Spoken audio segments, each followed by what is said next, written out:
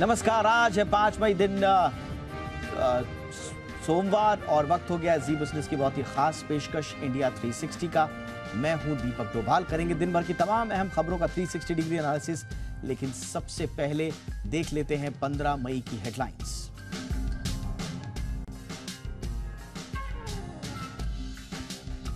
कर्नाटक में सीएम पद को लेकर कांग्रेस में कंफ्यूजन, अब तक नहीं बनी सहमति। तीनों ऑब्जर्वर पहुंचे दिल्ली, सिद्धारमैया और शिव कुमार के बीच कांटे की टक्कर। एनसीबी के पूर्व जोनल डायरेक्टर समीर वानखेड़े पर कसा सीबीआई का शिकंजा। 18 मई को सीबीआई ने स्टेटमेंट रिकॉर्ड करने के लिए बुलाया। आर्यन केस में 25 करोड़ की उगाही का आरोप।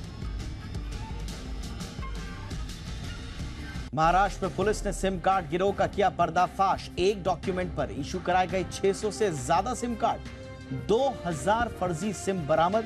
आज इंडिया 360 में करेंगे विश्लेषण, जानेंगे कैसे करें अपने डॉक्यूमेंट्स का सुरक्षित इस्तेमाल।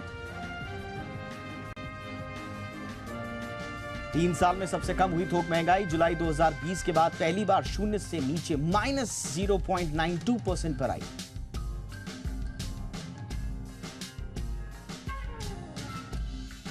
रिकॉर्ड ऊंचाई के पास बंद हुए बाजार। सेंसेक्स में 300 से ज्यादा अंकों की उछाल। निफ्टी में करीब 100 अंकों की तेजी। रिकॉर्ड बनाने से चूका निफ्टी बैंक।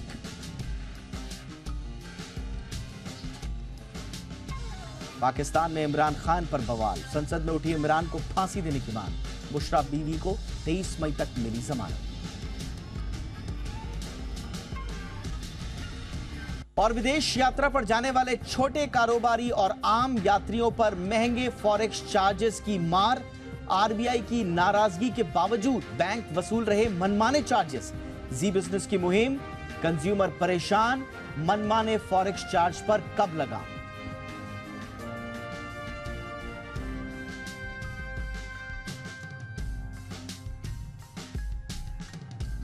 तो ये थी हेडलाइंस। अब टॉप न्यूज देख लेते दिन भर दूसरी खबरें जो छाई रही।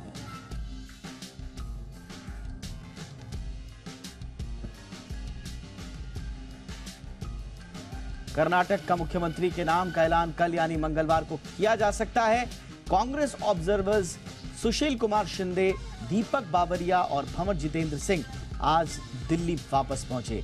कांग्रेस नेता रणदीप सुरजेवाला ने कहा कि ऑब्जर्वर्स रात तक अपनी रिपोर्ट पार्टी अध्यक्ष मल्लिकार्जुन खड़गे को सौंपेंगे। बाकी लोगों से भी राय ली जाएगी। उधर पार्टी हाईकमान ने सिद्धारमैया और डीके शिव कुमार को दिल्ली बुलाया है। सिद्धारमैया दिल्ली पहुंच चुके हैं। डीके शिव कुमार भी दिल्ली के लिए निकलने वाले हैं। दिल्ली निकलने से पहले उन्होंने कहा कि वो सिंगल मैन मेजॉरिटी है।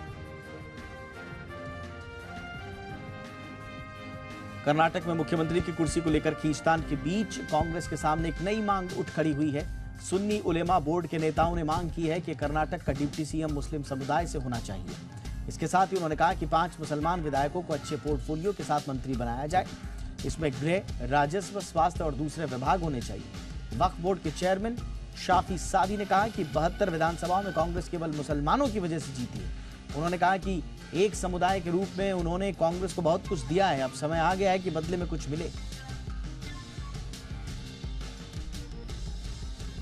कांग्रेस अध्यक्ष मल्लिकार्जुन खड़गे को मानहानि मामले में पंजाब की संगरूर कोर्ट ने समन भेजा है। कोर्ट ने उन्हें 100 करोड़ रुपए के मानहानि केस में समन जारी किया है। संगरूर की सिविल जज की कोर्ट ने खड़गे को 10 जुलाई को कोर्ट में पेश होने के आदेश दिए हैं। खड़गे पर यह कार्रवाई हिंदू सुरक्षा परिषद बजरंग दल हिंद की पिटीशन के बाद हुई है। पिटीशन में कहा गया है कि कर्नाटक विधानसभा चुनाव के दौरान मल्लिकार्जुन खड़गे ने बजरंग दल की तुलना देश विरोधी ताकतों से की। आरोप है कि बजरंग दल की तुलना सिमी, पीएफआई और अलकायदा जैसे विरोधी संगठनों के साथ की गई।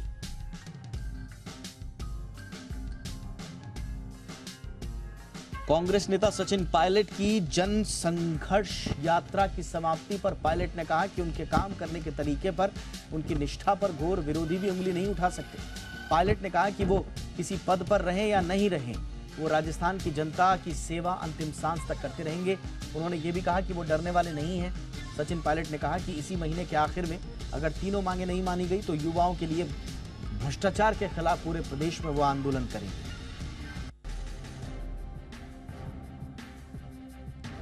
देश में नरेंद्र मोदी सरकार के इसी महीने 9 साल पूरे हो रहे हैं। बीजेपी मोदी सरकार के 9 साल पूरे होने के अवसर पर पूरे देश में विशेष संपर्क अभियान चलाएगी।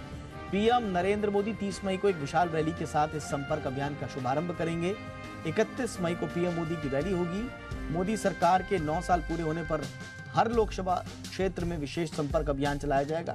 बीजेपी का यह अभियान 30 मई से 30 जून यानी पूरे 1 महीने तक चलेगा। इस खास मौके पर जगह जगह कार्यक्रम होंगे। इसके तहत मोदी सरकार की नीतियों और उपलब्धियों को जनता तक पहुंचाया जाएगा।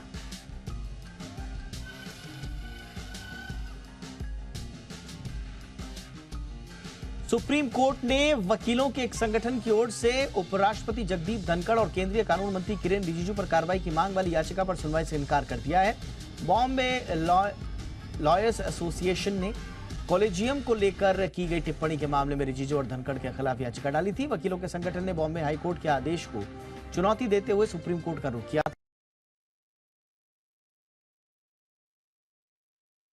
के अनुच्छेद 226 के तहत रिट अधिकार क्षेत्र को लागू करने के लिए उपयुक्त मामला नहीं था।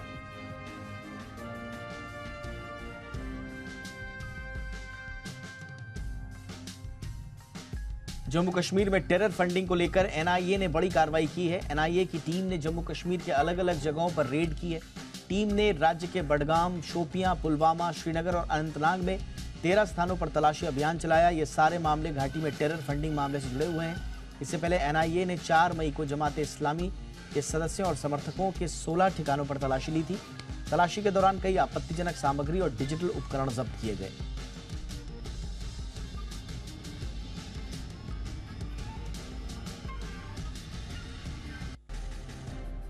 और आइए शुरू करते हैं आज की हमारी कवर स्टोरी।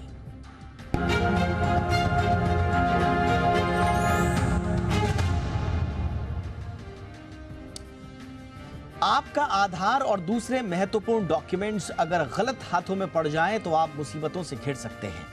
हाल ही में मुंबई पुलिस ने ऐसे गिरोह का पर्दाफाश किया है जिसने सिर्फ एक डॉक्यूमेंट के आधार पर करीब 600 से ज्यादा सिम कार्ड इशू करवा लिए थे। इस गिरोह के सदस्यों के पास ऐसे 2000 सिम भी मिले हैं जो फर्जी डॉक्यूमेंट्स के आधार पर इशू कराए गए थे। आधार हो या पैन या कोई दूसरा डॉक्यूमेंट, किसी को देते हुए आपको कैसी सावधानी बरतनी है और कैसे आप इन खतरों से बच सकते हैं, इस मुद्दे पर खास चर्चा करेंगे। लेकिन पहले ये रिपोर्ट।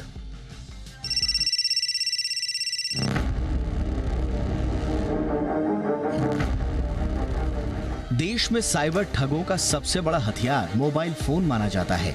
उसे चलाने के लिए सिम कार्ड की जरूरत होती है। अगर ये सिम कार्ड फर्जी तरीके से हासिल हो जाए तो साइबर ठग बड़ी आसानी से बिना किसी डर के इसका इस्तेमाल करते हैं। साइबर फ्रॉड को रोकने के लिए सरकार ने भले ही कई नियम बनाए हों, एक व्यक्ति के लिए सिम इशू करने की संख्या घटा दी हो, लेकिन अपराधी बड़ी आसानी से फर्जी सिम हासिल कर रहे हैं। हाल ही में मुंबई पुलिस ने एक ऐसे गिरोह का पर्दाफाश किया है जिसने एक डॉक्यूमेंट पर करीब 600 सिम कार्ड इशू करवा लिए थे। इसका इस्तेमाल साइबर फ्रॉड और फर्जी कॉल सेंटर में किया जा रहा था। पुलिस ने इस गिरोह के 13 सदस्यों को गिरफ्तार किया है। मुंबई पुलिस के joint commissioner law and order Satyanarayan Chaudhary के मुताबिक डिपार्टमेंट ऑफ टेलीकम्युनिकेशन ने जानकारी शेयर की है कि उनके सुपर कंप्यूटर की मदद से ऐसे सिम कार्ड्स की पहचान की गई है जो संदेहास्पद हैं। डीओटी से हमें कुछ इंफॉर्मेशन मिला था कि कुछ सिम कार्ड इशू हुए हैं, उनमें करेक्ट डॉक्यूमेंट का यूज़ नहीं हुआ है और उसमें एक ही आदमी का फोटो है जिसको वेरियस एंगल से दिखाया गया है। तकरीबन 62 जो फोटो हैं उनके अगेंस्ट तकरीबन 8,500 सिम कार्ड इशू हुए हैं और चालू हुए हैं। पुलिस के मुताबिक आरोपियों के पास से ऐसे ही 2000 सिम कार्ड मिले हैं जो फर्जी डॉक्यूमेंट्स के आधार पर इशू कराए गए थे। यही नहीं, आरोपियों के पास से 4 लैपटॉप, 60 मोबाइल फोन्स और 2 डेमो कार्ड बरामद हुए हैं। पुलिस के मुताबिक एक अपराधी ऐसा भी है जिसने अपनी ही एक फोटो पर करीब 700 सिम कार्ड इशू करवा लिए थे। पुलिस के मुताबिक मुंबई के करीब 30,000 सिम कार्ड ऐसे हैं जिन्हें गैर कानूनी तरीके से जारी किया गया। इनमें 8,500 सिम ब्लॉक किए गए। सिर्फ मुंबई ही नहीं बल्कि तमिलनाडु में भी फर्जी डॉक्यूमेंट्स के आधार पर 55,000 सिम कार्ड इशू कराए गए थे। इन्हें हाल ही में ब्लॉक किया गया है। आधार हो या कोई जरूरी डॉक्यूमेंट्स, उसका इस्तेमाल करते समय बेहद सावधानी बरतने की आवश्यकता है, क्योंकि जरा सी लापरवाही आप पर भारी पड़ सकती है और आप परेशानी में आ सकते हैं। सौरभ पांडे, जी मीडिया, मुंबई। तो बहुत ही महत्वपूर्ण ये मसला है, कैसे फर्जी डॉक्यूमेंट्स के आधार पर कोई व्यक्ति सिम कार्ड जारी करवा रहा है एक फोटो पर जरा इमेजिन कीजिए 650 से ज्यादा सिम कार्ड्स जारी हुए हैं। यह इतना गंभीर मसला है कि इसकी चपेट में कोई भी आ सकता है। आप अपने आधार को, अपने पैन कार्ड को, उनकी फोटो स्टेट को, उनकी फोटोकॉपी को कहीं भी दे देते हैं। कहीं पर भी आप अपने आधार की फोटो फॉरवर्ड कर देते हैं, किसी के हाथ में भी थमा देते हैं। क्या उसका मिसयूज हो सकता है? एक बड़ा सवाल उभर कर ये सामने आता है, और कैसे इससे बचना है, इस पर बातचीत करने के लिए इस वक्त बहुत खास मेहमान Deepika Singh, cyber security expert और सीईओ हैं डीप साइट्स की। दीपिका जी, बहुत बहुत स्वागत है आपका। ये कितना बड़ा मसला है दीपिका जी, और इसको हमें पता चला है कि पुलिस ने एआई की मदद से पर्दाफाश किया है। तो जरा दोनों चीजें समझाइए। एक चिंता वाली बात भी है इस पूरी स्टोरी में, और एक राहत वाली बात भी है। चिंता वाली बात यह है कि एक ही नाम पर 700 800 सिम कार्ड जारी हो जा रहे हैं, और राहत वाली बात यह है कि ऐसे फर्जी वाले पकड़ में भी आ रहे हैं एआई की मदद से। जरा दोनों को इलैबोरेट कीजिए। आप शायद म्यूट पर हैं दीपिका। हम जैसे यहाँ पे मसला देखें कि इतने सारे सिम कार्ड्स एक आइडेंटिफिकेशन आईडी पे कैसे आए। यहाँ पे हमारा एक ही देखना है कि ये लूप होल है, बहुत ही बड़ा loop hole in the regulatory ecosystem. जहाँ पे जब ये आधार इशू किए गए थे या जब ये सिम कार्ड इशू किए गए थे, तो क्या इनकी जरूरत से अच्छे से जांच पड़ताल की गई थी या नहीं। और दूसरा कि अगर इन्होंने इस चीज का लूप होल एक्सप्लॉइट किया है, तो इस लूप होल को हम जल्द से जल्द कैसे कवर अप करें, क्योंकि ऐसा तो नहीं है ये पहली बार हो रहा है, ये सालों से होता आ रहा है, पकड़ में अभी आया है। दूसरा, ये पहला नहीं है जहां पे वीडियो केवाईसी या केवाईसी नॉर्म्स को फ्लाउट करके, उनके लूप होल्स एक्सप्लॉइट करके जालसाजों ने उसका इस्तेमाल किया है। ऐसे पहले भी हुआ है, पर ये इवॉल्विंग क्राइम्स को देखकर हमारे रेगुलेटरी अथॉरिटीज, बैंक्स और दूसरे जो बॉडीज है, उन्होंने अपने नॉर्म्स इवॉल्व नहीं किए हैं। तो यहाँ पे यह मुद्दा हमें देखना जरूर है। दूसरा कि अभी इसे जब पकड़ा गया, तो हम हमेशा ही बोलते रहते हैं इंजेस्शन ऑफ डेटा। डेटा हमें सिखाता है, डेटा हमें डिसीजन एडवांटेज और इंटेलिजेंस देता है। यह मसला हाईलाइट में तब आया जबकि जो फोन कंपनीज थी, उन्होंने अपना सारा डेटाबेस मर्ज किया। मर्ज करने के बाद उन्होंने एआई का रूप से डेटा एनालिटिक्स किया। डेटा एनालिटिक्स के बाद उन्होंने यह देखा कि किन किनों के पास 50 आइडेंटिटीज या 50 कार्ड से ज्यादा लिंक्ड है ऑन वन पर्टिकुलर आधार और वन पर्टिकुलर एड्रेस प्रूफ। वहां से पता चला कि ये कैसे फ्लाउट हुए गए थे नॉर्म्स। तो यहाँ पे मैं दाद देना चाहूंगी कि इतना जो हमारा डेटा है, 75 crore Indians are using smartphones, तो उसमें सिम कार्ड्स तो आप उनकी गणना डबल कर दीजिए। उस डेटा को यहाँ पे मैप करना ये शायद ही नॉर्मल प्रोग्राम के लिए शक्य होगा, बट हमारी अथॉरिटीज एंड हमारे टेलीकॉम रेगुलेटर्स ने ये जरूर कर दिखाया है। ये डीआईटी ने किया है पुलिस के साथ मिलकर, हमें जो बताया गया है। लेकिन इसमें क्या टेलीकॉम कंपनीज की भी कोई भूमिका है? क्योंकि टेलीकॉम कंपनीज बार बार ये कहती है हमारे पास कोई ऐसा मैकेनिज्म नहीं है। अब इससे ये बात भी उठती है कि मैकेनिज्म है अगर आप में इच्छा शक्ति हो। जी, सो टेलीकॉम कंपनीज के पास जितने भी करेक्ट एंड सॉफ्टवेयर मैकेनिज्म्स हो सकते हैं वो है, तभी तो अपना वो बिजनेस इतनी आसानी से चला पा रहे हैं। तभी इतने सारे एड कैंपेन्स होते हैं जब वो अपने कस्टमर्स को बहुत सारे प्रोडक्ट सेल करने लाते हैं। तो अगर मार्केटिंग के लिए ये डेटाबेस यूज कर सकते हैं, तो प्रिडिक्टिव पुलिसिंग के लिए या प्रिडिक्टिव क्राइम प्रिवेंशन के लिए ये क्यों नहीं यूज किया सकता? एंड क्यों एक पुलिस अथॉरिटी की ही जरूरत है उनको बताना? क्यों वो खुद से ही नहीं, अगर उन्हें कोऑपरेट करना है, उन्हें अगर क्राइम प्रिवेंशन करना है, तो खुद से ये सारे मेजर्स देखकर, सीखकर, हिस्टोरिकल फ्रॉड्स जो हुए हैं उससे सीखकर ये सारे मेजर्स है लाए। तो अगर मैं यहाँ पे एक पोर्टल का नाम मेंशन करना चाहूंगी जो कि है आधार ऑथेंटिकेशन पोर्टल। यहाँ पे हम देख सकते हैं कि हमारा जो आधार कार्ड है वो कौन से नंबर्स के साथ लिंक्ड है, उनकी पूरी एक हिस्ट्री आ जाती है, जो कि है TAFCOP पोर्टल। तो जरूरत अभी यही है कि अभी जैसे ये न्यूज बाहर आई है, सब्सक्राइबर्स को, यूजर्स को तुरंत गवर्नमेंट के इस पोर्टल पे जाकर लॉग इन करके देखना है कि उनकी आइडेंटिटी तो यहाँ पे मिसयूज नहीं हुई है। क्योंकि यहाँ पे दो पहलू हो सकते हैं, एक तो उस आइडेंटिटी का मिसयूज होना और दूसरा फ्रॉड होना। दूसरा हो सकता है पोर्टल का नाम एक बार फिर से बता दें दीपिका। हाँ जी, TAFCOP। TAFCOP। ये DG टेलीकॉम का गवर्नमेंट पोर्टल है। ओके, और इसमें जाके अपना मोबाइल नंबर इनको वो करना है, डालना है? हाँ जी, जो आधार लिंक मोबाइल नंबर है वहां से वो डाल कर देंगे, एक OTP आएगा, एक कैप्चा आएगा जिससे वो उन्हें एंटर करना है। उसके बाद उन्हें दिखेगा कि उनका जो आधार लिंक मोबाइल नंबर है वो आधार कार्ड किन किन मोबाइल नंबर से लिंक्ड है।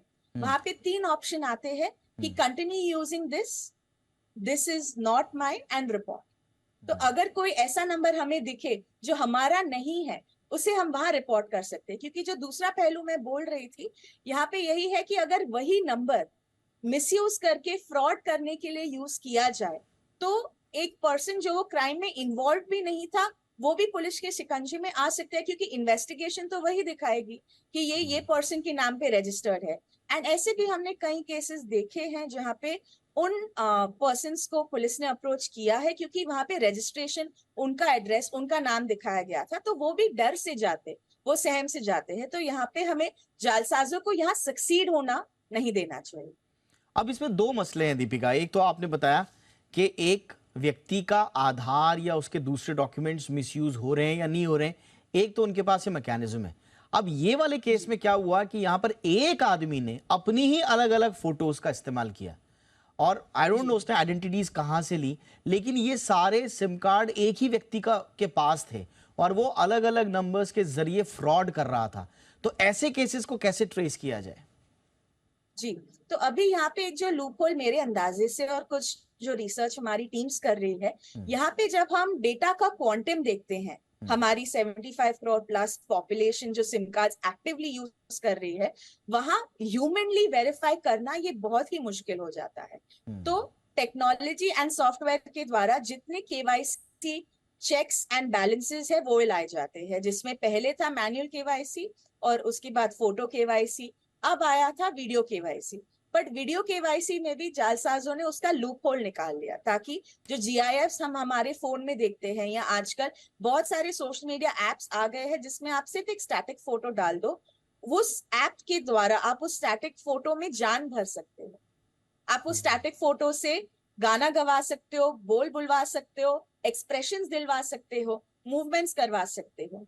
तो अगर एक AI को इंस्ट्रक्शन दिया गया है कि वीडियो KYC में उसे ये सारे पैरामीटर्स देखने हैं, और अगर जालसाज को वो सारे पैरामीटर्स पता है, तभी तो ऐसे सॉफ्टवेयर जो डेवलप करके जेनरेटिव AI का इस्तेमाल करके वो यह सारे लूपहोल्स को फ्लाउट कर रहे हैं। तो यहाँ पे हमें यही देखना है कि जालसाज अपने जो टेक्निक्स है वो इवॉल्व करते ही रहेंगे। रेगुलेटरी मैकेनिज्म को उसका काउंटर इवॉल्विंग कैसे करना है वो हमें यहाँ देखना चाहिए। अब एक आखिरी सवाल मेरा, अभी इस पूरे धरपकड़ के बाद कई लोगों को गिरफ्तार किया गया है, हजारों सिम्स को ब्लॉक किया गया है, सीख क्या है आगे के लिए?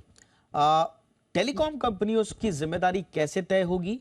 एजेंसीज तो देखिए अपना काम कर रहे हैं, DIT अपना काम कर रही है, पुलिस अपना काम कर रही है और काबिले तारीफ काम है। सीमित संसाधनों में, सीमित वर्कफोर्स में इतना बढ़िया काम कर रहे हैं, ये बहुत अच्छी बात है। लेकिन टेलीकॉम कंपनीज जो कि जिसको कहते हैं ना, ये पूरे फ्रॉड का पहला द्वार है चेक का, ये टेलीकॉम कंपनीज अगर चाहें तो अपनी टेक्नोलॉजी से इसको ठीक कर सकती हैं। तो ऐसे में सीख क्या है आगे के लिए? जी, सीख यही है कि क्राइम प्रिवेंशन पे टेलीकॉम कंपनी ज्यादा से ज्यादा फोकस करे, उनके मैकेनिज्म्स लाए, हिस्टोरिकल डेटा से जितने भी उन्होंने पैटर्न्स एंड ट्रैक्स देखे हैं उससे वो एनालाइज करे। देखिए, मार्केटिंग के लिए तो सभी जो फॉर प्रॉफिट कंपनियां हैं अपना डेटा एनालाइज करती है और बखूबी करती है। मेरी यही एक रिक्वेस्ट होगी कि क्राइम प्रिवेंशन के लिए भी ये किया जाए। दूसरा, हम यही देखना चाहेंगे कि अगर टेलीकॉम कंपनीज इंटरमीडियरी गाइडलाइंस के अंदर आती है, इंटरमीडियरी गाइडलाइंस वो होती है जो कि प्लेटफॉर्म देती है पब्लिक को ताकि उनकी एक सर्विस उन्हें उपलब्ध की जाए, पर इंटरमीडियरी गाइडलाइंस पे पब्लिक की प्राइवेसी, उनकी सुरक्षा, यह भी इंटरमीडियरी प्लेटफॉर्म की जिम्मेदारी होती है। तो उसी पर्टिकुलरली सिक्योरिटी के पॉइंट ऑफ व्यू से उन्हें एज एन इंटरमीडियरी बखूबी अपना एक रोल निभाना चाहिए। और दूसरा है जो कोऑपरेशन विद ईच अदर्स। अभी क्या हो रहा है कि जालसाज इसी चीज का इस्तेमाल कर रहे हैं कि जितने हमारे टेलीकॉम ऑपरेटर्स हैं उनके अलग अलग डेटाबेसेस हैं, क्यों ना एक कॉमन बॉडी बनाई जाए जिसमें वो एक दूसरे के साथ ये फ्रॉड प्रिवेंशन टेक्निक्स शेयर करें। इससे क्या होगा कि डेटा इंजेक्शन, जो हमने अभी एक बखूबी देखा, एक डेटा इंजेक्शन किया, एक डेटा एनालिटिक्स किया और इतने सारा फ्रॉड्स का टेक डाउन हुआ। तो क्यों ना यहाँ पे डेटा इंजेक्शन को हम साथ में लेकर उसे फ्रॉड प्रिवेंशन के लिए भी इस्तेमाल करें, तो वहां इस कोऑपरेशन की सबसे ज्यादा जरूरत है। आई एम श्योर आपके जो सुझाव हैं ये एजेंसियों तक तो जरूर पहुंचेंगे ही। जो टेलीकॉम कंपनीज हैं उनके लिए भी एक महत्वपूर्ण सीख दे रहे होंगे कि कैसे हम थोड़ा सा एक इंटेंट दिखा के, एक इच्छा शक्ति दिखा के और ये डेटा इंजेक्शन का पूरा इकोसिस्टम डेवलप करके हम कैसे प्रिडिक्टिव जो क्राइम है या जो क्राइम होने वाला है उसको पहले ही पता करके उस पर समय रहते एक्शन ले सकते हैं। बहुत इंपॉर्टेंट होगा। ये पूरा मसला हमें इसी बात की सीख देता है। बहुत बहुत शुक्रिया दीपिका जी, आपने हमारे दर्शकों के लिए वक्त निकाला। Thank you so much. आज की हमारी दूसरी कवर स्टोरी आम कंज्यूमर से ही जुड़ी हुई है। छुट्टियों और ट्रैवल का सीजन शुरू होने वाला है। ऐसे में अगर आप विदेश यात्रा का मन बना रहे हैं, जो आई एम श्योर काफी ज्यादा चलन में आ गई है विदेश यात्रा, कोई कारोबार हो, घूमने फिरने जाना हो या फिर पढ़ाई के लिए बाहर जाना हो, ये बड़ा आम है।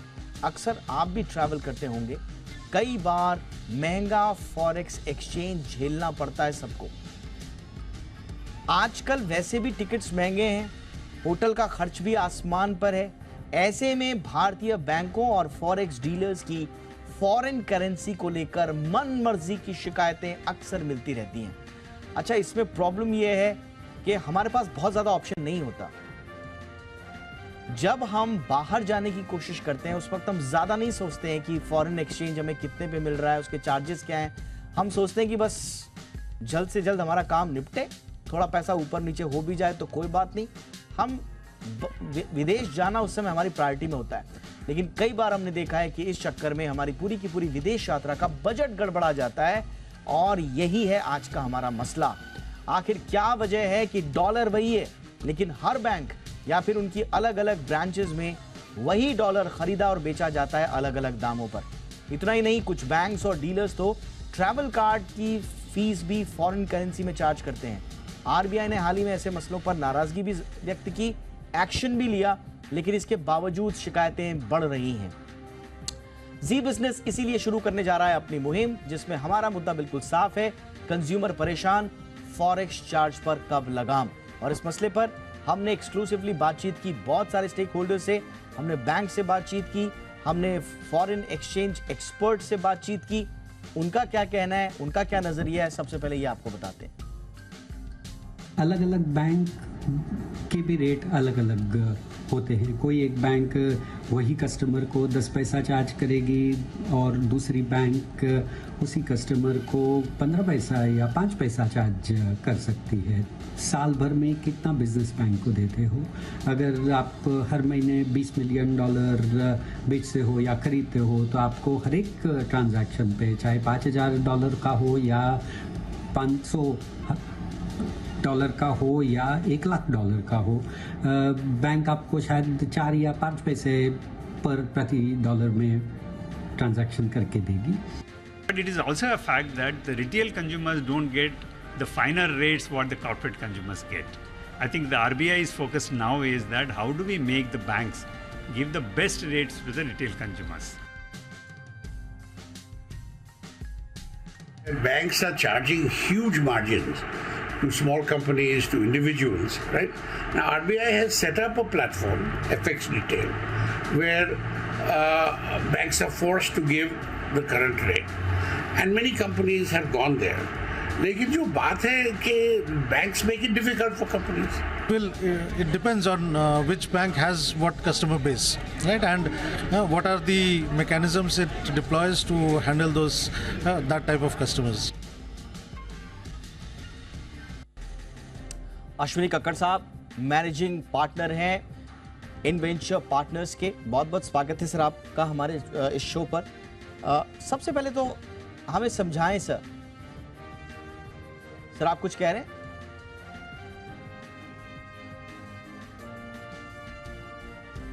हाँ सर, मेरा सवाल आपसे ये है कि ये जो पूरा मसला है इसमें झोल कहां है सर? आरबीआई ने बैंक्स को छूट दी हुई है, अपने रजिस्टर्ड ऑथोराइज्ड डीलर बैंक्स को छूट दी हुई है कि आप फॉरेन एक्सचेंज का चार्ज अपने हिसाब से तय कर लें, लेकिन इसका मतलब ये नहीं है सर कि कंज्यूमर को पारदर्शी मैकेनिज्म ना मिले, तो कहां झोल है सर? देखिए, प्रॉब्लम ये है कि बैंक्स मौके का फायदा उठा रहे हैं आज की तारीख में, ऐसा लग रहा है। आई मीन कई बैंक्स तो है जो अच्छी ट्रांजैक्शन, स्ट्रेट फॉरवर्ड ट्रांजैक्शंस कर रहे हैं और 10 पैसा, 15 पैसा, 20 पैसा, 25 पैसा पर डॉलर, पर पाउंड, पर यूरो, उसके ऊपर भी एक्सचेंज चल रहा है। मगर कहीं कहीं 3 रुपए पर पाउंड, पर डॉलर पे भी एक्सचेंज रेट चल रहा है, क्योंकि कुछ कंपनियां जो इसका नाजायज फायदा उठा रही हैं, और वो एक अच्छी बात नहीं है। और आई थिंक ये रिजर्व बैंक को थोड़ा सा इसके ऊपर निगरानी रखनी पड़ेगी। दूसरी बात यह है कि आज की तारीख में पूरा का पूरा सीजन जो है वो पीक सीजन रहता है, क्योंकि नॉर्थ में भी छुट्टियां हैं, वेस्ट में भी छुट्टियां हैं, ईस्ट में भी छुट्टियां, सब जगह स्कूलों की छुट्टियां चल रही हैं। तो जो पेरेंट्स हैं वो बच्चों को लेके बाहर के मुल्कों में जाना चाहते हैं, कुछ आसपास के मुल्कों में, जैसे दुबई हो गया, थाईलैंड हो गया या श्रीलंका हो गया, ऐसे मुल्कों में जाएंगे, कुछ यूरोप वगैरह में जाएंगे, कुछ यूनाइटेड स्टेट्स में जाएंगे। और तीसरी बात यह है कि जो स्टडीज का नेक्स्ट सीजन है वो भी शुरू होने वाला है, तो जो स्टूडेंट्स वहां पे जाके पढ़ेंगे उनके लिए भी बड़ी बड़ी ट्रांजैक्शन करना जरूरी हो जाएगा। बिकॉज देखिए कि जिसको फीस भरनी है, और फीस अगर 50,000 80,000 यूएस डॉलर्स की फीस है या 50,000 पाउंड्स की फीस है, तो वो भी भरनी रहेगी। तो उसकी वजह से फॉरेन एक्सचेंज पे प्रेशर भी ज्यादा रहता है। और इन दो मेन बातों के कारण आई थिंक रेट्स जो है वो बहुत ही रेट्स को एक्चुअली मेरी नजर से देखा जाए तो आग लगी हुई है। Absolutely sir. और आरबीआई डिप्टी गवर्नर कुछ दिन पहले राजेश्वर राव साहब, उन्होंने भी चिंता जाहिर की थी। हालांकि उन्होंने इंटरफेयर करने से इनकार किया था, लेकिन संकेत बहुत बड़ी चीज होती है सर।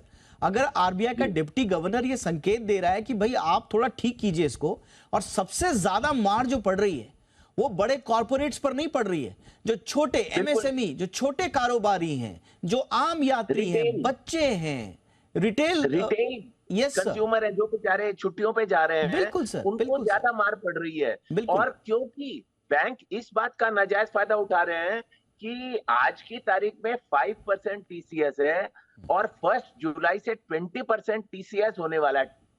तो वो जो सबको नजर आ रहा है कि भाई अगर मैं 1 जुलाई तक वेट या 30 जून तक वेट करूंगा तो मुझे उसमें और ज्यादा मार पड़ेगी। तो जो ऑर्गेनाइजेशंस हैं, बैंक्स हैं, फॉरेन एक्सचेंज करेंसी चेंजर्स हैं, सब लोग इस पे नजर रख के इसका नाजायज फायदा कुछ थोड़ी हद तक उठा रहे हैं। तो अब क्या करें सर? अब आरबीआई को ही कुछ करना पड़ेगा, या बैंक्स को कम से कम इतना वो अपने गिरेबान में झांकेंगे कि आम आदमी को परेशानी हो रही है? और महंगाई के इस दौर में जब आपको सपोर्ट करना चाहिए इंडियन कंज्यूमर को, इंडियन इकोनॉमी को, क्योंकि ये सब मसले इकोनॉमी से भी जुड़े हुए हैं, ऐसे में इनको अपने आप कुछ करना चाहिए, या हम ये अपेक्षा करें कि सिर्फ आरबीआई के ही हस्तक्षेप के बिना कुछ होगा नहीं सर?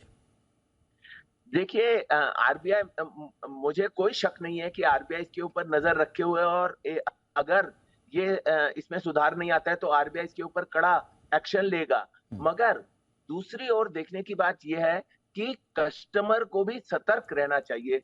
इसमें क्या है कि आप 8-10 बैंकों के रेट कंपेयर करें, और जो बड़े सरकारी बैंक हैं जैसे स्टेट बैंक ऑफ इंडिया हो गया, वो ज्यादातर अच्छा ही रेट देते हैं।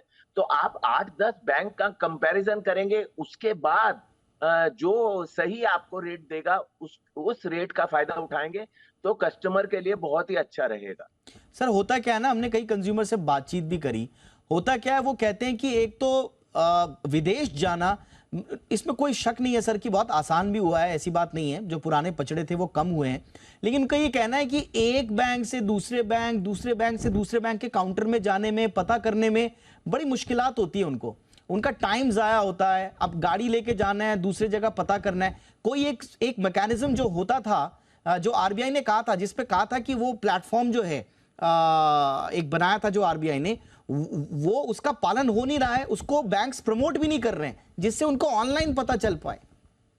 देखिए इसीलिए तो नहीं प्रमोट कर रहे हैं क्योंकि उनका अनाप शनाप पैसा बन रहा है। मगर आज की तारीख में आप आधे बैंकों का तो ऑनलाइन के ऊपर सर्च कर सकते हैं। एक एक बैंक में भी जाना पड़े तो आप उनका जो रेट है foreign exchange by side sell side rate जो होता है वो आप उसका अंदाजा इमीडिएटली लगा सकते हैं। और मतलब जो मार्जिन रहता है spread between by side and sell side अगर बहुत ज्यादा हो तो ऐसे बैंकों को उनसे दूर ही रहिए और उनसे बिल्कुल कोई बिजनेस मत कीजिए। बिल्कुल सर, लेकिन आम कंज्यूमर के लिहाज से मैं कह रहा हूं कि कई बार ऑप्शंस नहीं बचते हैं सर। आपको पता है कि सामने आपके जाते हुए आपके आरबीआई का एसबीआई का काउंटर है, अब सामने दूसरे बैंक का काउंटर है, लेकिन दूसरे बैंक के काउंटर्स वहां पर कई बैंक्स ऐसे जो अवेलेबल नहीं है। लास्ट टाइम के पास उसके ऊपर कोई ऑप्शन नहीं बचता है, और वो अगर विदेश में लैंड होने के बाद अगर वो एक्सचेंज करवाता है तो वहां तो और आग लगी हुई है, कई देशों में तो और ज्यादा है। तो ऐसे में ऑप्शन कुछ बचता नहीं है। वो तो इसीलिए क्योंकि भारतीय रुपी जो है वो फुली कन्वर्टेबल करेंसी नहीं है आज की तारीख में। तो बाहर के मुल्कों में ज्यादातर बैंक या ऑर्गेनाइजेशंस इसको एक्सेप्ट नहीं करते हैं। तो आपको यहाँ पे ही एक्सचेंज करके लेके जाना है। और मेरी सलाह रहेगी जो टूरिस्ट हैं, प्लीज आपसे इल्तिजा है कि आप एयरपोर्ट पे ये सब पैसा चेंज मत करिए। एयरपोर्ट पे और ज्यादा आपको रेट देने पड़ेंगे क्योंकि एयरपोर्ट का मार्जिन भी बीच में आ जाता है। आप जाने से 10-15 दिन पहले जैसे ही आपकी टिकटें बुक हो जाती हैं, आप दूसरे बैंकों से 2-4 बैंकों से तहकीकात करके और उसके बाद इमीडिएटली अपना पैसा ले लें।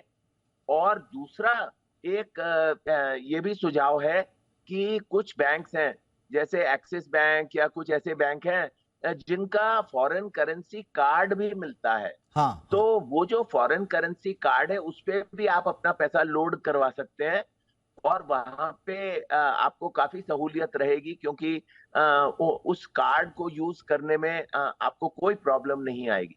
अच्छा ठीक है सर, इसको अगर हम एज इट इज रहने दें, आखिरी सवाल है मेरा, इसको एज इट इज मैकेनिज्म को रहने भी दें कि चलिए ठीक है बैंकों को आपने अपने हितों के लिए उनको चलो कमाई करनी है, वैसे तो ये कमाई का मसला होना नहीं चाहिए, पर चलिए हमने माना कि वो उनका अधिकार है बैंकों का क्योंकि आरबीआई ने उनको ये स्वायत्तता दी है। लेकिन एफएक्स रिटेल नाम का जो प्लेटफॉर्म है जिसमें आप अपना अकाउंट बनाकर फॉरेन करेंसी अपने बैंक से खरीद सकते हैं, आपको इंटरबैंक रेट चेक कर सकते हैं, ऑनगोइंग रेट पर आपको बुकिंग करके फॉरेक्स की डिलीवरी उसी दिन हो जाएगी। कम से कम ये मैकेनिज्म प्रमोट तो करें, ये सुनिश्चित तो करें।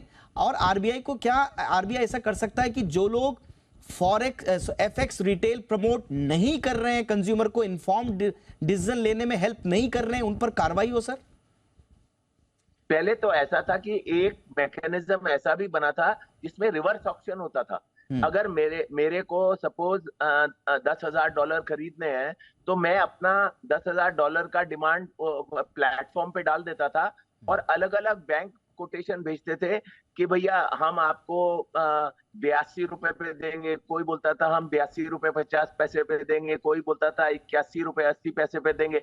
तो अलग अलग कोटेशन आ जाते थे, मगर उसमें क्या है कि इसको प्रमोशन नहीं मिली और दूसरी तरफ से बैंकों को इतना भारी इसमें फायदा होता है कि उनको कोई इंटरेस्ट नहीं है ऐसा एक प्लेटफॉर्म क्रिएट करने में। मगर आई एम श्योर कि आरबीआई वाले इसके ऊपर कड़ी निगरानी रखे हुए हैं और अगर ये आउट ऑफ हैंड चला जाता है तो रिजर्व बैंक का इंटरवेंशन लाजमी है और मुझे उम्मीद है कि जरूर ऐसा इंटरवेंशन आएगा भी।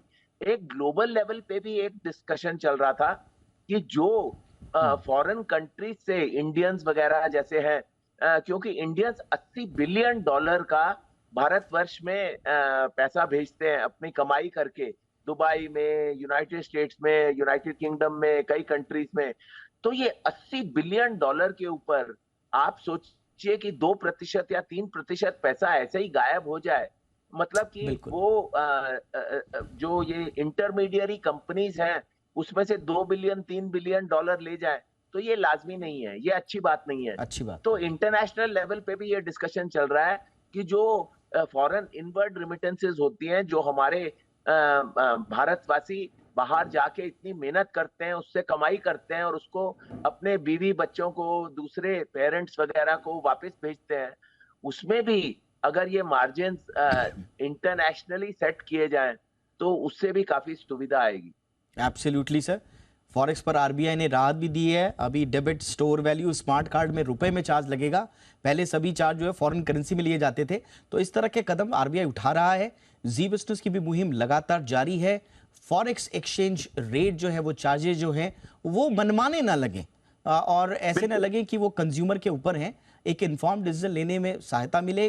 पहले तो एक यूनिफॉर्मिटी आए, एक रूपता आए, और अगर एक रूपता नहीं आ रही तो कम से कम मनमाने ना लगे, ऐसा ना लगे कि ग्राहक ठगा जा रहा है।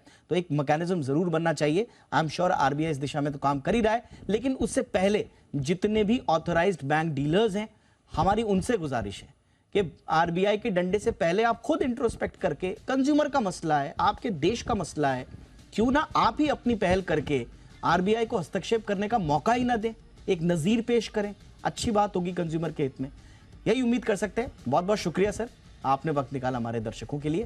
Thank you so much sir.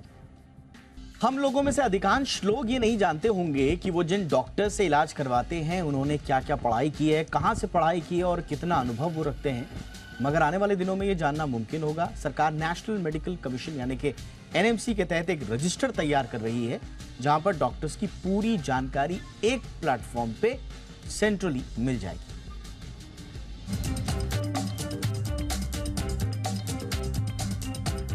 कोई मरीज अगर अपनी किसी गंभीर बीमारी का इलाज किसी डॉक्टर से करा रहा है तो जरूरी नहीं कि वो डॉक्टर के बारे में सब कुछ जानता हो।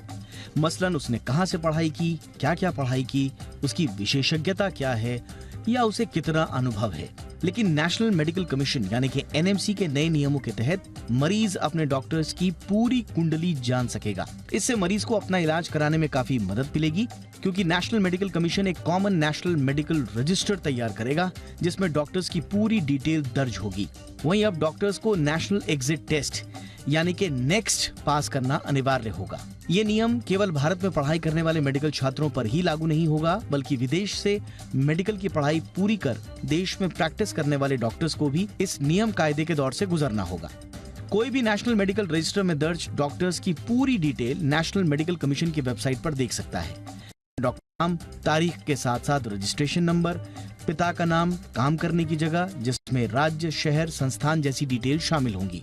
इसके अलावा नेशनल मेडिकल रजिस्टर में डॉक्टर की अतिरिक्त योग्यता, उसकी मेडिकल पढ़ाई से संबंधित विवरण जैसी जरूरी जानकारियां भी मौजूद होंगी। नेशनल मेडिकल रजिस्टर में पंजीकृत डॉक्टर को देश में प्रैक्टिस करने का लाइसेंस केवल 5 साल के लिए वैध होगा। ऐसे में डॉक्टर को हर 5 साल बाद स्टेट मेडिकल काउंसिल में अपना लाइसेंस रिन्यू कराना होगा। नेशनल मेडिकल कमीशन ने साथ ही में कहा है कि अगर कोई राज्य किसी डॉक्टर को किन्हीं कारणों से लाइसेंस जारी करने या लाइसेंस के नवीनीकरण से इनकार करता है तो ऐसी स्थिति में राज्य के निर्णय के खिलाफ डॉक्टर्स 30 दिनों के भीतर ethics and medical registration board यानी EMRB में अपील दायर कर सकते हैं। अगर किसी डॉक्टर की अपील EMRB ने खारिज कर दी तो डॉक्टर 60 दिनों के भीतर NMC में दूसरी अपील दायर कर सकता है। इस बाबत NMC के फैसले को अंतिम माना जाएगा।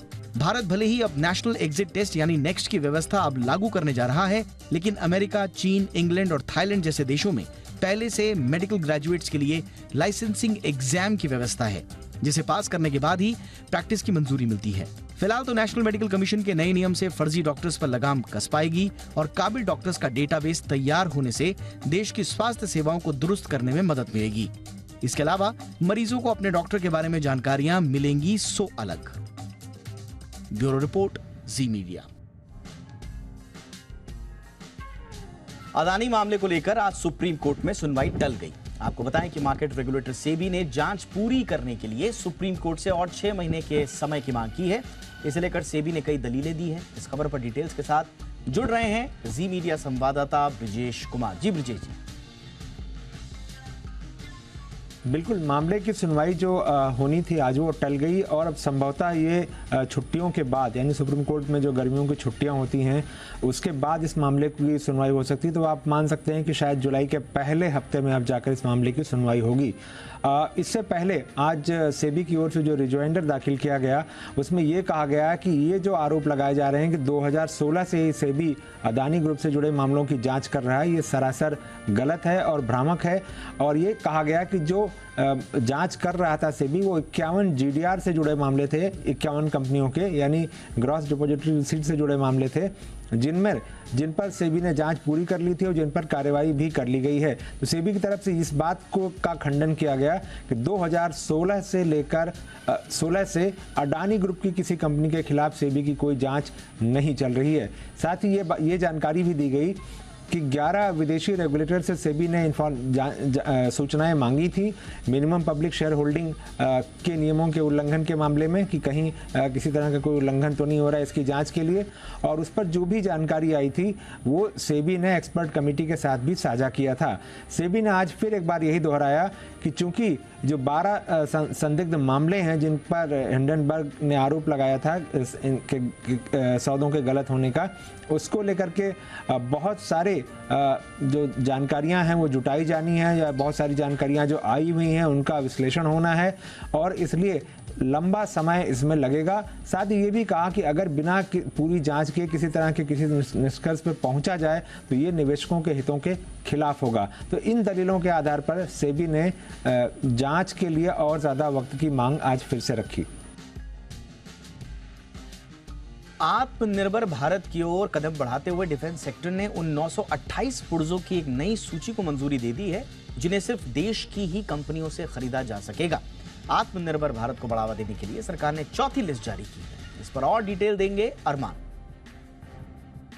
देखिए, अगर आप डिफेंस सेक्टर की बात करें तो आपको लगातार यहाँ पर जो है अपडेट आता हुआ जा रहा है, जिसमें अगर अभी अपडेट आता हुआ दिखा घरेलू मैन्युफैक्चरिंग जो बढ़ाने के लिए यहाँ पर डिफेंस मिनिस्ट्री ने जो चौथी लिस्ट है वो भी जारी करते हुए दिखे हैं, जिसमें उन्होंने 928 लगभग 928 जो है वो पार्ट्स के इंपोर्ट को घरेलू मैन्युफैक्चरिंग में शिफ्ट करने के लिए जो है वो डिफेंस मिनिस्ट्री ने ये जो लिस्ट है वो जारी करी है। अब इसकी अगर आप देखें टोटल, अगर आप वैल्यू देखें, कुल वैल्यू जो है वो करीब लगभग 700 करोड़ की है। इसमें कई सारे प्रोडक्ट्स हैं जिसमें आपको क्विक कपलिंग दिखेंगे या फिर वॉइस डेटा दिखेगा, S&A मॉड्यूल दिखेंगे, स्विचिंग डिवाइसेस दिखेंगे और कई सारे प्रोडक्ट्स हैं जिसमें 928 प्रोडक्ट्स की लिस्ट में जो है हाजिर हैं। अब उसमें कई सारी कंपनियों पर आपको फोकस रखना है, जिसमें सबसे पहले बात करें तो Mazagon dog, Hindustan aeronautics limited, BEL, Midhani, GRSE, ये सारी कंपनियां हैं जो ये प्रोडक्ट्स जो हैं जो अब यहाँ पर बनेंगे वो बनाती है। अगर आप टोटल कैलकुलेशंस के हिसाब से अगर आप देखें तो लगभग जो 928 प्रोडक्ट्स हैं उसमें से लगभग 872 प्रोडक्ट्स के लिए या फिर आप बात कर लीजिए 872 पार्ट्स के लिए, तो सिर्फ अगर आप उस सर्कुलर में नाम देखें तो मज़गांव डॉग का नाम है, तो लगभग 94% जो प्रोडक्ट्स हैं वो मज़गांव डॉग का नाम है। उसके बाद HAL लगभग 25 प्रोडक्ट्स, BEL 9 प्रोडक्ट्स और मिधानी, GRSE लगभग 9 और 3 प्रोडक्ट्स के आसपास जो है उनके भी प्रोडक्ट्स जो है आपको आते हुए दिखे हैं, 5 प्रोडक्ट्स, 3 प्रोडक्ट्स। ओवरऑल अगर आप देखें लगातार डिफेंस सेक्टर के लिए आपको लगातार बढ़िया खबरें आती हुई जा रही है और ये जो अब ये लिस्ट आती हुई दिखी इसमें 928 प्रोडक्ट्स ऐसे हैं जहां पे अब घरेलू कंपनियां जो हैं वो अब बनाएगी। टाटा ग्रुप की ऑटो कंपनी ने अपने जनवरी-मार्च 2023 तिमाही के नतीजे जारी किए थे। चौथी तिमाही के दौरान कंपनी घाटे से मुनाफे में आई है। दमदार नतीजों का असर शेयर के मूवमेंट पर भी देखने को मिला। Q4 नतीजों के बाद ब्रोकरेज हाउस टाटा मोटर्स के स्टॉक्स पर बुलिश नजर आए। टाटा मोटर्स के नतीजों में इस बार और क्या खास रहा, ये बताने के लिए हमारे साथ हैं कुशल गुप्ता। जी, तो चौथी तिमाही में टाटा मोटर्स ने काफ़ी बेहतरीन नंबर्स पोस्ट किए, जिसमें आप देखिए तो सबसे पहले मार्जिन्स पर नज़र डालें तो एबिटा लेवल पर कंपनी की मार्जिन्स 12% के ऊपर दर्ज होती हुई दिखी और इसमें सबसे बड़े कॉन्ट्रीब्यूशंस अगर आप देखेंगे तो वो था JLR का।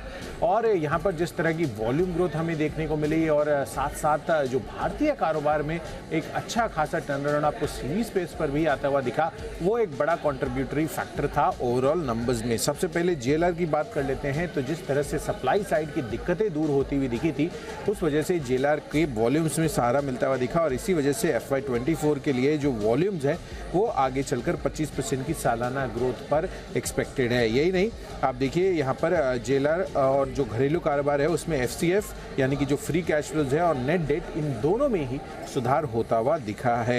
यही नहीं, FY24 में 2 बिलियन पाउंड का FCF डिलीवर यहाँ पर करने का इनका लक्ष्य है और साथ ही FY24 में ही ये जो नेट डेट है 1 बिलियन पाउंड से कम होने की भी उम्मीद लगाकर चल रहे हैं। तो क्लियर कट इंडिकेशंस यही है कि आगे चलकर जिस तरह से रियलाइजेशंस जेएलआर्स की इंप्रूव होती हुई दिखेगी, वॉल्यूम में अच्छा ग्रोथ होगा, तो जाहिर सी बात है कि जो फ्री कैश फ्लो है वहाँ पर भी पॉजिटिव इम्पैक्ट आपको आता हुआ दिखेगा। 2 लाख से ज़्यादा की इनकी ऑलरेडी ऑर्डर बुक है जिसमें मेजर कंट्रीब्यूटर्स आपको जेएलआर के प्रोडक्ट्स ही मिलेंगे। भारतीय कारोबार में FY24 के लिहाज से 5 से 7% की ग्रोथ ये उम्मीद लगाकर चल रहे हैं और साथ ही नंबर्स तो मैंने आपको बताया कि मार्जिन्स के फ्रंट पर 12% की ज़्यादा की ग्रोथ रही है और मुनाफा आप देखिए 5400 करोड़ रुपए का कंपनी ने मुनाफा दर्ज किया है, जबकि अनुमान केवल 2550 करोड़ रुपए का था। तो अनुमान से बेहद शानदार नंबर्स जेएलआर इनफैक्ट के आते हुए दिखे हैं और टाटा मोटर्स इस वजह से काफ़ी क्लियर कट आउट परफॉर्मेंस निकल कर लाया और इसी वजह से आज भी यहाँ पर चमक है। मार्च तिमाही में सिटी गैस डिस्ट्रीब्यूशन कंपनियों का कैसा रहा प्रदर्शन, ये बताने के लिए हमारे साथ हैं वरुण दुबे। देखिए, चौथी तिमाही में सिटी गैस डिस्ट्रीब्यूशन कंपनियों के नतीजे अगर आप देखेंगे तो ज़्यादातर अच्छे ही रहे हैं। किसी ने वॉल्यूम ग्रोथ पे सरप्राइज़ किया है तो किसी के मार्जिन और मुनाफा जो है उसमें अच्छी खासी बढ़ोतरी देखने मिली है। तीनों सिटी गैस डिस्ट्रीब्यूशन कंपनियों को अगर हम कंपेयर करें, MGL, IGL, गुजरात गैस, तो ज़्यादातर अगर आप देखेंगे तो MGL सबसे प्रिफर्ड बेट बन के निकला है। इसके कारण मैं आपको बताता हूँ। आप आय में देखिए, MGL, IGL आय में ग्रोथ अच्छी नहीं रही, लेकिन गुजरात गैस की आय में करीब 7% के आसपास ग्रोथ देखने मिली। वहीं एबिटा में अगर आप देखेंगे तो यहाँ MGL का प्रदर्शन सबसे अच्छा रहा है। 50% से ज़्यादा ग्रोथ इस कंपनी के एबिटा में देखने मिली है, जबकि IGL और गुजरात गैस के इतने अच्छे नहीं थे। मार्जिन फ्रंट पे भी देखिए, करीब 24.2% के आसपास के मार्जिन इस कंपनी ने डिलीवर किए, जो कि पूरे तरह से एक आउट परफॉर्मर था। IGL और गुजरात गैस के मार्जिन अगर आप देखेंगे तो बड़े हैं, लेकिन उतने नहीं बड़े थे जितना स्ट्रीट अनुमान लगा के चल रहा था। वहीं प्रॉफिट ग्रोथ अगर आप देखेंगे तो यहाँ भी MGL करीब 56% के आसपास की प्रॉफिट ग्रोथ जो है इस कंपनी ने डिलीवर की है। इसके अलावा वॉल्यूम ग्रोथ यहाँ अगर आप देखेंगे तो गुजरात गैस की वॉल्यूम ग्रोथ जो है वो सबसे अच्छी निकली, करीब 21.5% के आसपास की। और जाहिर सी बात है, मोरबी का जो इंडस्ट्रियल एरिया है वहाँ से इस कंपनी को सबसे ज़्यादा मदद मिली है, जिसके चलते वॉल्यूम ग्रोथ जो है काफ़ी बेहतर रही है। IGL और MGL के केस में ये काफ़ी हद तक सबड्यूड रही थी। अब आते हैं वैल्यूएशंस पे, तो PE और प्राइस टू बुक वैल्यू, इन दोनों ही फ्रंट पे अगर आप देखेंगे तो आपको MGL सबसे सस्ता लगेगा। FY24 का PE अगर आप देखेंगे तो MGL का करीब 12% के आसपास का है, IGL 17 और गुजरात गैस 20 के आसपास का है। प्राइस टू बुक वैल्यू में भी अगर आप देखेंगे तो MGL केवल 1.9 के आसपास का है, जो कि इस पूरे सेक्टर में सबसे सस्ता है।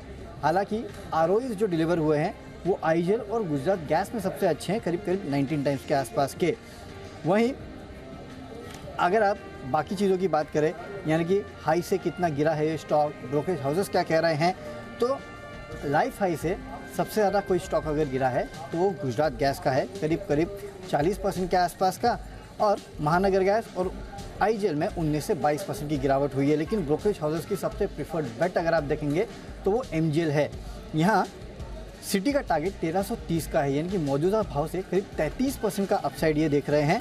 वहीं IGL और गुजरात गैस में 14 से 18% के आसपास का अपसाइड जो है वो ब्रोकरेज हाउसेस देख रहे हैं। हालांकि 8 से 12% के आसपास का डाउनसाइड जो है वो भी इन कंपनियों में है, खासकर MGL और गुजरात गैस में। जो नीचे के टारगेट्स है वो करंट मार्केट प्राइस से करीब 12% नीचे हैं। IGL में गिरावट की उम्मीद जो है वो थोड़ी कम है। तो अगर आप यहाँ नतीजे देखेंगे, ब्रोकरेज हाउसेस की राय देखेंगे, तो सबसे अच्छा स्टॉक अगर कोई लगता है इस क्वार्टर में तो वो MGL है, नो डाउट। वॉल्यूम ग्रोथ के लिहाज से अगर आप देखेंगे तो गुजरात गैस ने पूरे तरह से आउट परफॉर्म किया है।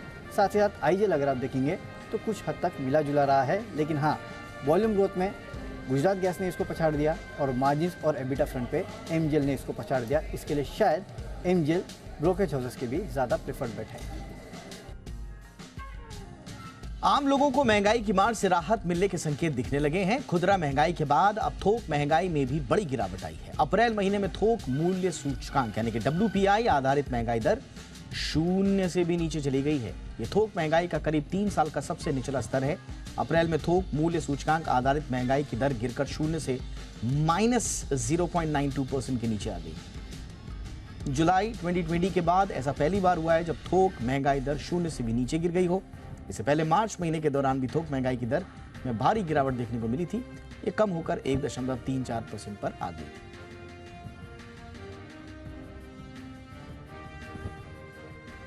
बाजार की कारोबारी हफ्ते के पहले दिन बाजार में तेजी वाला मूड माहौल देखने को मिला। सेंसेक्स 318 अंक चढ़कर 62,346 के लेवल पर बंद हुआ। वहीं निफ्टी 84 अंक चढ़कर 18,400 के करीब बंद होने में कामयाब रहा। निफ्टी बैंक करीब 280 अंक चढ़कर 44,072 के लेवल पर बंद हुआ।